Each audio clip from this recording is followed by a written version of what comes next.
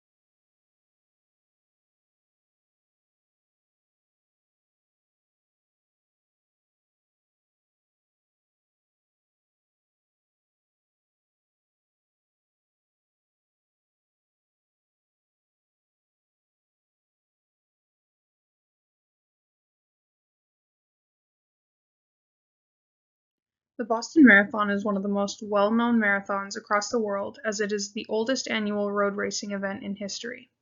April 15th, 2013 marked the 117th running of the annual race, with over 23,000 participants.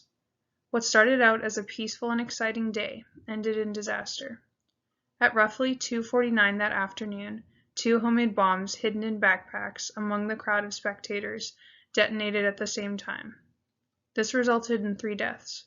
One was a 23-year-old woman, a 29-year-old woman, and an 8-year-old boy. Over 250 people were wounded with life-threatening injuries. The attack had a low mortality rate. This was due to the fact that the backpacks containing the explosives were placed on ground level and the bombs themselves were made out of low-grade materials.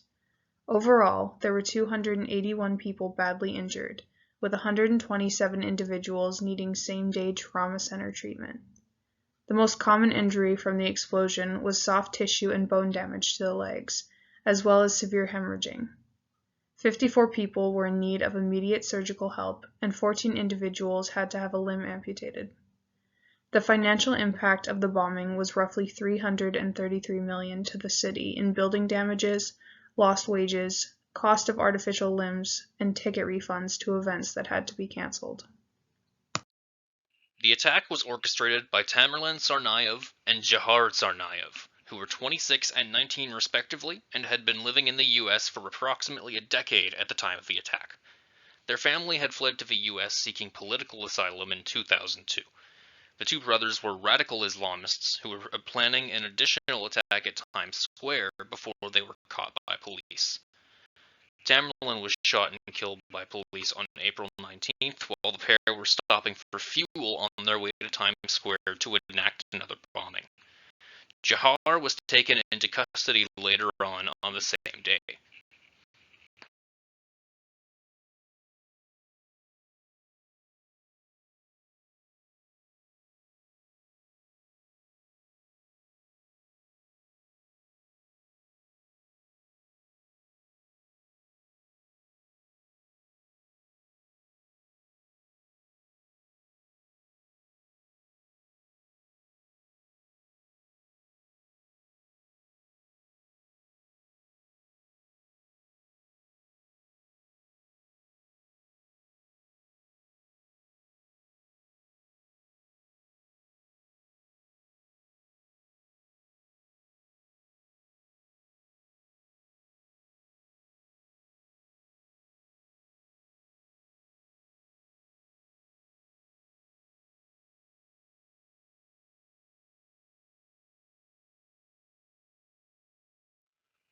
Jahar's trial took place on March 4, 2015.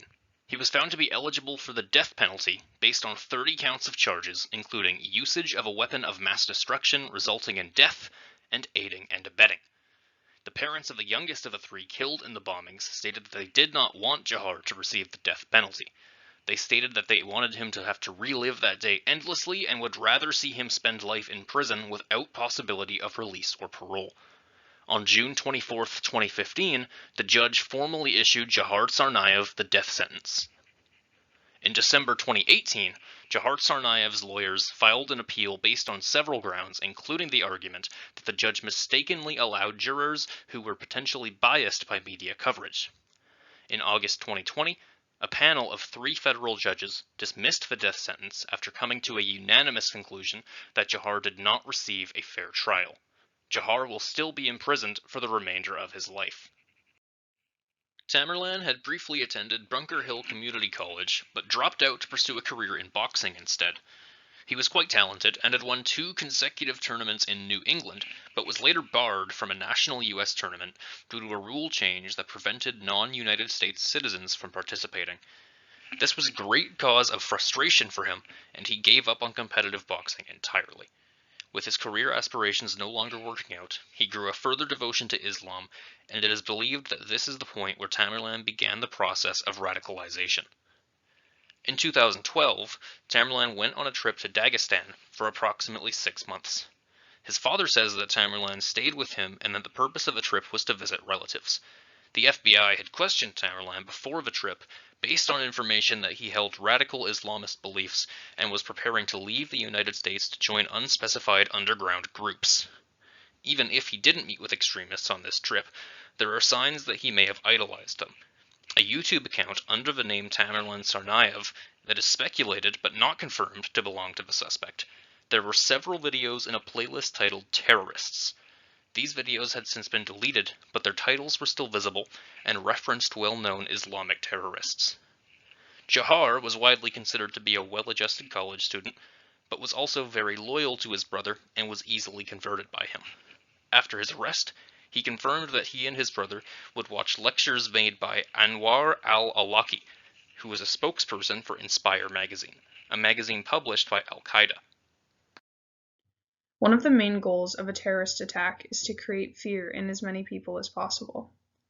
This is achieved by spreading details of the attack through the news and social media. Although these platforms are a quick way for the public to get informed, often news channels focus on fear-mongering and exaggerated stories to get more views. Immediately after the Boston Marathon attack, the story was broadcast on multiple news channels using very graphic images to increase the emotional impact on viewers. There was a lot of misinformation spread in the aftermath of the bombing. For example, the New York Post claimed that 12 people had died, when there were only 3 deaths. They also incorrectly identified the wrong suspects in multiple reports. News channels seem to be focused on generating more views than their competitors, rather than releasing accurate information. The issue with social media is that it's more likely to spread misinformation and rumors due to a lack of fact-checking. This creates more fear and confusion for the public. One of the first rumors circulating was a tweet that an 8-year-old girl participating in the race was killed. A second false rumor spread online was that the government was behind the attack. This created feelings of distrust towards the government. Another rumor spread through social media was that one of the perpetrators was a missing college student named Sunil Tripathi. This is a dangerous allegation to have against an innocent person, as it can put them in danger and ruin their lives. These are just a few examples of how our media amplifies a story and spreads false information quickly. This concludes our presentation. Thank you for listening.